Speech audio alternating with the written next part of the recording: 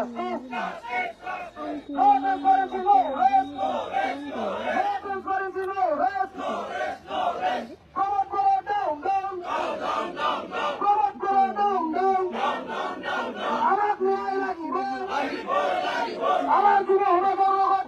মোৰ ভাতৃ প্ৰতিম সকলোকে মই ধন্যবাদ জ্ঞাপন কৰিছোঁ।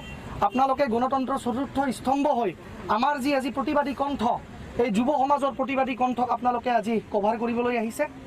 হয়, আজি 26 আগষ্ট 2025 তাৰিখে আমি BTC ছেক্ৰেটাৰিয়েটৰ অপজিটত আজি এই ধৰ্ণা প্ৰদৰ্শন আমি ডেমনষ্ট্ৰেশ্যন এইকাৰণে কৰিছোঁ যে সদ্যহতে ৰিচেণ্টলি প্ৰকাশিত হোৱা বা পাব্লিছ হোৱা যি BTR চৰকাৰৰ গ্ৰেড 3 গ্ৰেড 4 চাকৰিৰ কেলেংকাৰী সংঘটিত হৈছে।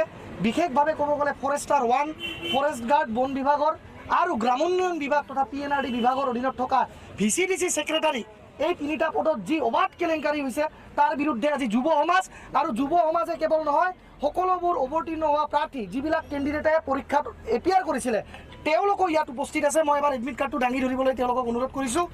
তেওঁলোকো ইয়াত উপস্থিত আছে।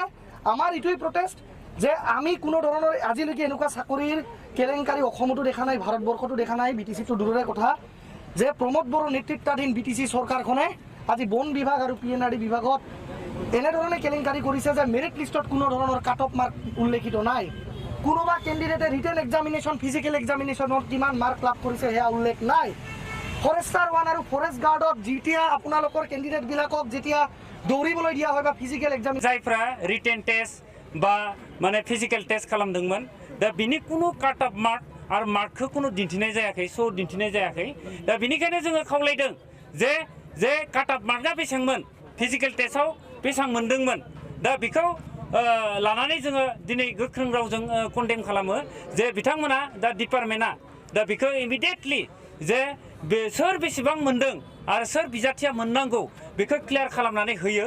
बिनि थाखाय जोङो फरेस्ट डिपार्टमेन्ट आरो लोगोसे EM फरेस्ट डिपार्टमेन्टनि आरो लोगोसे एडुकेसन जि EM बा माने प्रमोद बर'नि जि सरकार बा प्रमोद बर'आ दा बेखौ क्लियार खालामनानै होनांगौ। जों बेखौ दाबि जोंनि बुनसुनिफ्राय जोङो दाबि दैखांदों। दा ओंखायनो दिनै बे जायगानिफ्राय जों गोख्रों रावजों माने बुंनो नागिरो जे जोङो माने BTCखौ ओरैनो जों मोनाखै, गोबां खस्थ' खालामनानै गोबां माने जिउ दान होनानै दिनै BTCखौ मोनदों। दा बिनि उनाव सोरबाया थाखा फैसा होनानै दिनै साख्रि लानायखौ जोङो बुनसुआ जोङो एसेबो जों माने सैज' खालामनो हाया। दा बेनिखायनो जों खावलायदों जे जों खोनानो मोनदों जे थाखा फैसा सोरबा 15 लाख, सोरबा 7 लाख, सोरबा 10 लाख होनानै दिनै साख्रिखौ मोनदों। न'खरसेयावनो 2-3 मोननायनिबो रेकर्ड दङ। आरो जों नुनो मोनदों जायफ्रा EM दा बिथांमोननि न'खरनि मेक्सिमाम मानसि जाय बाहागिफोर दा बिथांमोनासो मोननायखौ जों नुनो मोनदों। दा बेनिखायनो जों इलिगेल होननानै बुंनो नागिरो, इलिगेल होननानै जों बुंदों, फोरमायदों, कन्डेम खालामदों।